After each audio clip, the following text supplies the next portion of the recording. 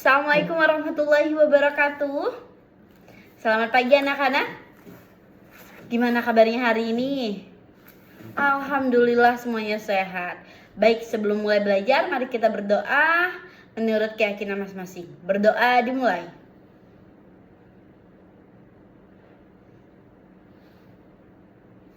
Berdoa selesai. Oke anak-anak, hari ini kita akan membahas sesuatu yang sangat penting dan menarik, yaitu pengalaman lingkungan perguruan tinggi. Ini bukan cuma tentang kuliah, tapi ini kita akan membahas tentang masa depan kalian. Kita bakal coba bareng-bareng memahami dunia baru yang bakal kalian masuki setelah ujian. Jadi silakan fokus, santai, tapi juga terbuka untuk diskusi. Oke, bisa dilihat di depan. Judul materinya yaitu tentang pengenalan lingkungan perguruan tinggi. Oke, judulnya bisa dilihat di papan tulis, yaitu Halo Masa Depan. Sebelum mulai masuk lebih lanjut tentang pembelajaran, saya ingin mengucapkan selamat karena kalian sudah sampai di tahap akhir. Sekarang waktunya mulai memikirkan langkah selanjutnya. Hari ini kita punya beberapa tujuan, yaitu yang pertama, mengenal seperti apa sih kampus itu. Yang kedua, kita akan belajar tentang bedanya sistem belajar di SMA dan kuliah.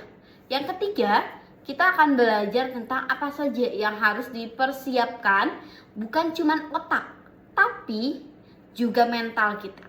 Yang keempat, kita akan membahas tentang yang gak kalah penting, yaitu belajar mandiri, tanggung jawab, dan mengatur waktu.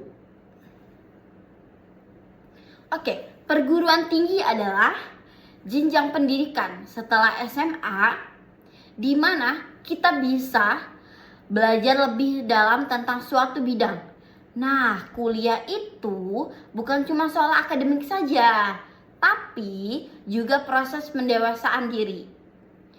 Di sini kita akan mulai menentukan arah hidup dan karir kita. Ada banyak jenis dari jenjang diploma, sarjana, sampai master, atau biasa disebut apa? Master itu udah S3. Terus selanjutnya, dan bisa negeri atau swasta. Dua-duanya bagus, asal kita serius dalam pembelajaran dan berkembang. Terus ada banyak jenis perguruan tinggi yang harus kalian ketahui. Apa aja sih yang harus kalian ketahui? Dan jenis-jenis perguruan tinggi ini masing-masing punya fokus yang berbeda-beda. Yaitu yang pertama yang harus kalian ketahui tentang universitas. Apa sih universitas itu? Oke, kita bahas satu-satu. Yang pertama kita akan membahas tentang universitas. Universitas adalah universitas banyak jurusan dan fakultas cocok untuk kalian yang ingin banyak pilihan. Terus institut, fokus di satu rumpun ilmu, contohnya Institut Teknologi Bandung. Itu khusus teknologi Bandung, membahas tentang teknik. Terus yang ketiga yang perlu kalian ketahui yaitu tentang sekolah tinggi. Lebih spesifik lagi misalnya STIE. Fokus di bagian ekonomi biasanya. Selanjutnya politeknik dan akademik. Biasanya itu lebih ke praktik kerja dan keahlian. Buat yang ingin langsung kerja, penting tahu jenis-jenis ini biar nggak salah pilih nanti pekerjaannya. Oke, selanjutnya itu lingkungan kampus, fisik dan sosial. Gimana sih maksudnya, Bu? Oke, kalau kalian masuk ke kampus, suasananya tuh beda banget dengan sekolah. Ada dua sisi yang harus kalian tahu. Yang pertama, fisik.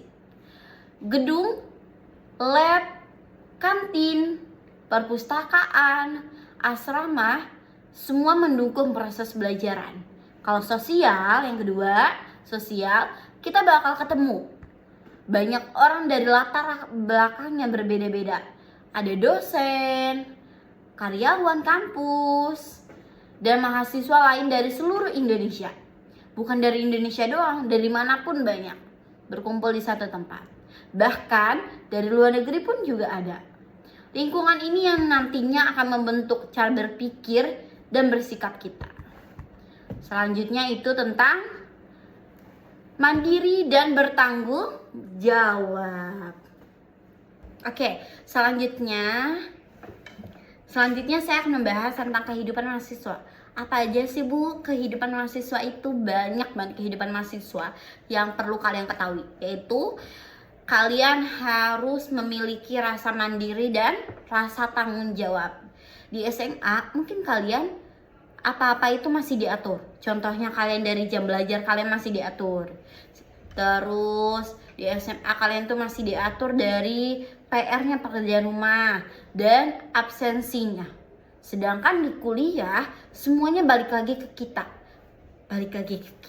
Gimana sih Bu? Contohnya gini. Kalau kalian di kuliahan itu mau masuk kuliah atau enggak, itu semua tentang kita. Tentang kita gimana Bu? Tentang kalian sendiri. Kalian mau masuk kuliah atau enggak, itu tergantung kalian. Jadi kalau kalian nggak masuk, berarti kalian absennya nggak hadir. Kalau kalian masuk, absennya hadir. Contohnya. Dan kalian juga di kuliah itu memiliki tanggung jawab sendiri-sendiri, tanggung jawab masing-masing untuk mengerjakan tugas. Kalau kalian tidak mengerjakan, ya kalian tidak mendapatkan nilai. Jadi semuanya benar-benar dikasih rasa tanggung jawab dan rasa mandiri. Itu dimulai dari kalian pas kuliah. Ini latihan kemandirian. Tapi tenang, jangan ngerasa, duh, kayaknya bisa menyeramkan itu, gitu. Enggak. Ada banyak hal yang seru juga di kuliah yang perlu kalian ketahui. Ada yang tahu gak apa hal-hal yang seru? Oke, hal-hal yang seru yang mungkin bakal kalian ketahui itu, yang pertama di kuliah itu ada namanya unit kegiatan mahasiswa, yaitu seperti organisasi, kampus, ada olahraga, ada seni. Jadi di kuliah itu ada kegiatan organisasi kampus, ada kegiatan olahraga sama kegiatan seni. Itu sangat seru banget. Jadi kalian bisa ikut organisasi, olahraga atau seni, tergantung kalian pengen ikutnya apa. Itu di luar dari jam pembelajaran di kuliah. Terus apalagi ya hal-hal yang seru nih. Hal-hal yang seru itu di kuliah ada kegiatan sosial. Contohnya yaitu ada kepanitiaan. Banyak banget kepanitiaan apapun yang bisa kalian ikutin. Terus ada contohnya bisa magang. Bahkan kalian bisa meriset sesuatu apapun yang sudah terbentuk, tinggal kalian ikut aja kelompok tersebut. Terus kita bisa membentuk diri kita dari sini, bukan cuma dari pembelajaran di kelas. Jadi dengan kalian ikut pembelajaran di kelas, dengan masa capek-capeknya, ada hal yang seru yang mungkin kalian nggak tahu gitu. Bahkan karena di kuliah itu banyak kegiatan mahasiswa yang mungkin nggak semua orang tahu. Jadi makanya saya kasih tahu dari sekarang. Jadi nggak seburuk dan menyeramkan itu kuliah itu. Jadi balik lagi semua itu dari kalian, dari rasa tanggung jawab dan rasa mandiri kalian. Semuanya itu bisa dilakukan bagi anak yang mau melakukannya. Makanya tadi saya udah kasih tahu kan di atas, apa di sebelumnya saya udah kasih tahu ke kalian, semuanya itu ada rasa tanggung jawab dan rasa mandiri. Bukan sekedar rasa tanggung jawabnya aja, tapi harus ada rasa mandiri, rasa tertib untuk melakukan hal itu terus menerus. Kalau lagi capek, harus punya rasa motivasi sendiri. Kalau saya capek tuh kayak gimana, harus punya rasa motivasi dari sekarang dipikirin. Makanya setiap sesuatu itu harus dilakukan dari jauh-jauh hari. Kenapa? Karena kita perlu melakukan riset, mencari sesuatu. Kalian contohnya mau masuk kuliah mana nih? Kalian harus cari tahu apa yang kalian pingin masuk kuliah itu, apa yang unggulannya. Terus pas kalian masuk, rasa tanggung jawab apa kalian sudah keterima di tempat kuliah itu. Terus selanjutnya kita akan membahas tentang kita akan membahas tentang tantangan dan tips adaptasi di perkuliahan. Gimana tuh Bu? Oke, kalian siap menghadapi tantangannya? Oke, siap dong, harus semangat. Oke, cara menghadaptasi dan tantangannya itu, jangan dikira semuanya langsung lancar ya, enggak. Awal masuk kuliah itu pasti banyak tantangannya yang perlu kalian ingat. Jadi kayak, wah aku lulus nih, enggak. Abis itu aku kayak bebas, enggak. Masih ada dunia perkuliahan yang enggak sepenglihatan kalian tuh kayak enak aja gitu, enggak segampang dan semudah yang kalian kira. Tapi kalau semuanya dilakukan dengan serius, ikhlas, konsisten, pasti itu semuanya menjadi gampang dan mudah. Oke, saya akan kasih tahu tantangan dan tips mengadaptasinya. Yang pertama, suasana baru, teman baru, terus tinggal jauh dari orang tua. Karena rata-rata tempat kuliah yang kalian pingin itu mungkin banyak yang jauh dari rumah, jadi kalian sampai ngekos. Atau sebaliknya, ada rumahnya yang deket tempat kuliahnya, jadi nggak sampai ngekos. Karena kan kebanyakan dan rata-rata ya dua itu yang saya kasih tahu, antara satu anak yang memang rumahnya deket dari tempat kuliah, masih dalam jangkauan, jadi anak itu tidak perlu ngekos, ataupun sebaliknya, rumahnya jauh dari jangkauan sampai anak itu harus mengekos. Terus kalian punya teman baru, banyak banget teman baru yang pasti kalian kenal, bahkan mungkin ada tiba-tiba kayak teman rumah yang nggak tahu, atau teman SD, itu pasti banyak banget. Terus kalian menemukan suasana baru yang biasanya kalau di kelas SMA itu yang jelasin guru, ini kebalikannya. Nanti kalian akan mencoba untuk presentasi, mencari materi, bikin PPT, bikin makalah. Itu namanya menemukan suasana baru. Terus kalian akan mulai mengatur uang bulanan. Contohnya ngatur uang bulanan, karena kalian itu kan nanti akan bayar semester. Kalian mungkin ada juga yang kuliahnya swasta atau negeri. Kalau negeri kan setiap hari, kalau swasta itu kan biasanya di hari-hari weekend, di hari Jumat, Sabtu, atau Minggu. Itu kalian pasti akan mulai mengatur uang bulanan ataupun uang mingguan. Itu semua pribadi, tergantung masing-masing. Dan kalian juga bisa mulai mengatur waktu belajar.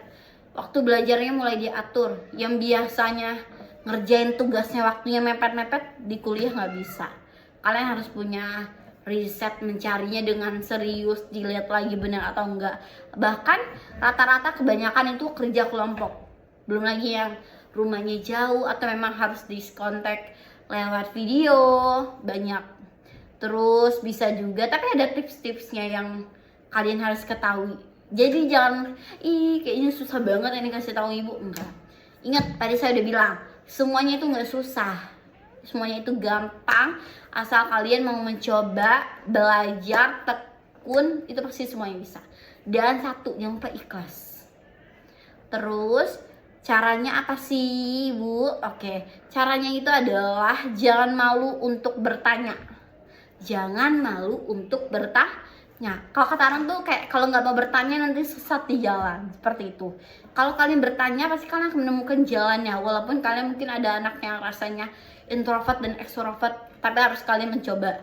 Karena di dunia perkuliahan kalian nggak bisa cuma kayak diem, takut, gak berani bertanya, jangan. Kalian pasti akan sesat di jalan.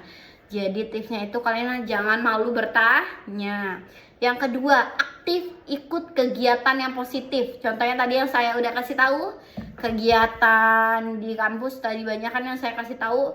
Mungkin ada kegiatan organisasi yang tadi saya kasih tahu, kepanitiaan, magang, atau kalian meriset terus membentuk kelompok. Itu banyak banget kegiatan positif yang perlu kalian lakuin. Atau kalian menjadi penanggung jawab kelas atau penanggung jawab mata kuliah, itu banyak. Bisa itu menjadi hal positif yang harus kalian lakuin.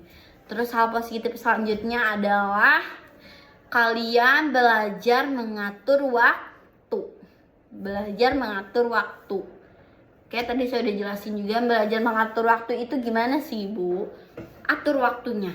bikin schedule-nya. Kalian tuh ngapain aja hari ini, dikasih tugas tuh dicatat. Karena kebanyakan kita nggak tahu ya, banyak orang tuh beda-beda. Ada yang kayak gampang lupa, ada yang inget, ada yang pokoknya orang tuh beda-beda. Yang mengerti itu cuma dirinya masing-masing. Jadi kalian lebih baik, kalau saran saya mungkin kalian bisa punya reschedule keseharian kalian. Kayak besok tuh mau ngapain aja sih? Oh aku di tanggal ini ada tugas itu. Jadi harus belajar mengatur waktu. Terus jangan tunggu sesuatu itu sampai menumpuk dan bikin kalian stres. Itu sebenarnya bikin kalian stres itu bukan orang lain, tapi keseringan kalian yang tidak menyadar bikin kalian stres sendiri. Karena kalian kalau ada tugas, tumpuk besok nggak nyatet padahal cuma kayak bisa di handphone kalian tulis di reschedule handphone. Seandainya nih hari ini, hari Selasa depan nanti aku ada tugas, tulis saja di handphone kalian. Itu bisa. Itu sangat membantu kalian untuk meriset sesuatu, membuat schedule kalian, dan bikin keadaan kalian ke depannya akan sangat mempermudah. Itu tips-tips dari saya yang perlu kalian ingat dan kalian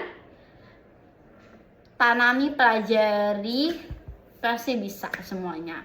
Terus selanjutnya kita membahas tentang jalur masuk perguruan tinggi. Jalan menuju kampus impianmu tuh gimana sih, Bu? Oke, ada banyak jalur buat masuk kampus impian kalian masing-masing. Itu ada banyak banget yang perlu kalian ketahui. Kalian tahu namanya PTN? PTN itu ada SNBP, ada SNBT, dan ada jalur mandiri. Terus SNBP itu apa sih, Bu? SNBP itu berdasarkan nilai dan presentasi kalian. Maaf, nilai dan presentasi kalian. Presentasi. Tahu presentasi enggak? Oh maaf, ada kesalahan penyebutan saya. Jadi SNBP itu berdasarkan nilai dan prestasi kalian. Maaf ya, ada kesalahan menyebut. Jadi SNBP itu didapatkan dari nilai kalian dan prestasi kalian. Apa sih maksudnya, Bu? Jadi gini, nilai akhir kalian itu bisa menentukan kalian mau masuk kuliah melalui jalur SNBP atau prestasi. Kalian punya prestasi apa sih yang bisa? Prestasi itu bisa melalui jalur itu untuk kuliah, tapi ngambilnya di jalur SNBP. Itu berdasarkan SNBP itu berdasarkan dari nilai dan prestasi kalian masing-masing. Sedangkan SNBT itu yaitu melalui jalur tes.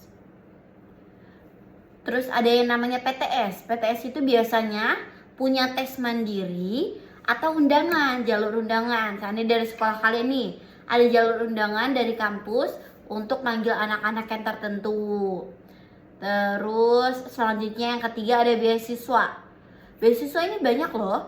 Kalian bisa mencoba beasiswa KIP atau biasanya disebut KIP kuliah. Beasiswa beasiswa presentasi. Terus beasiswa daerah.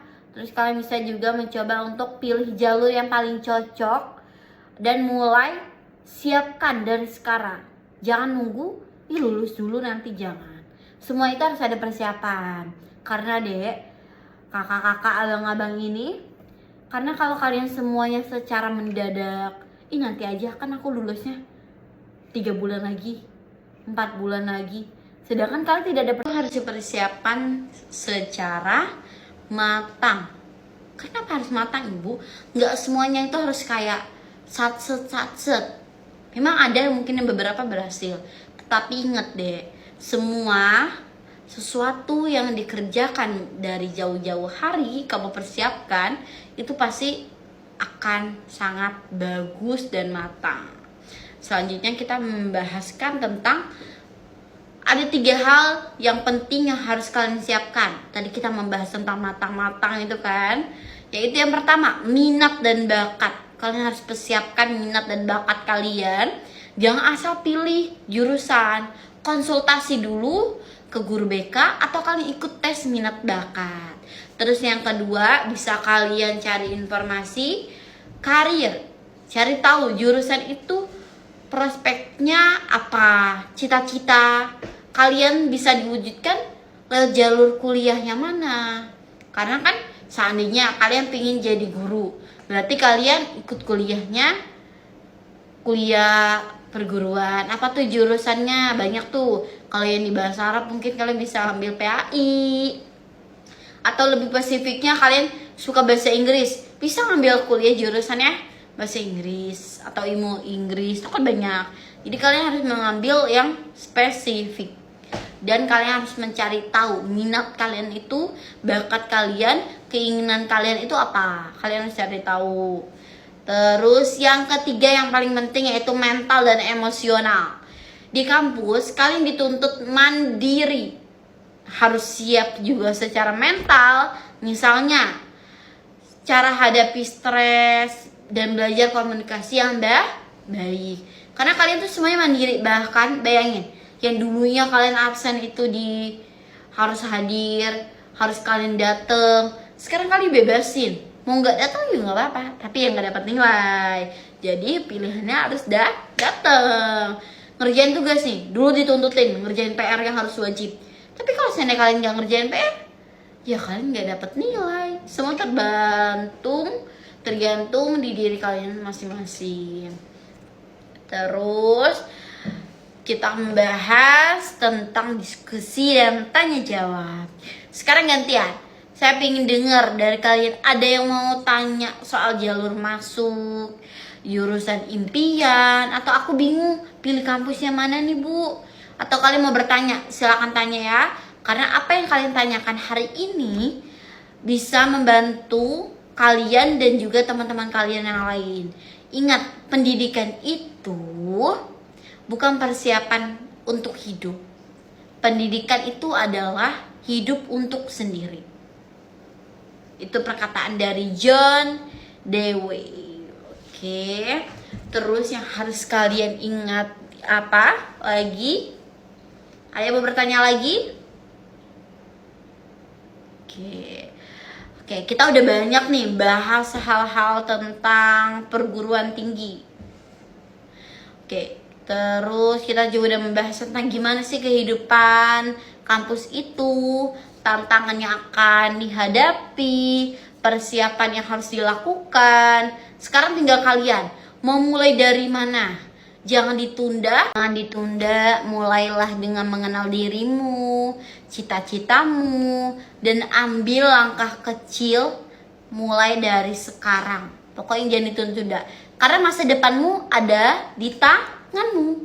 Masa depanmu bukan di tangan orang lain, tapi masa depanmu ada di tanganmu sendiri. Yang harus kalian ingat. Oke?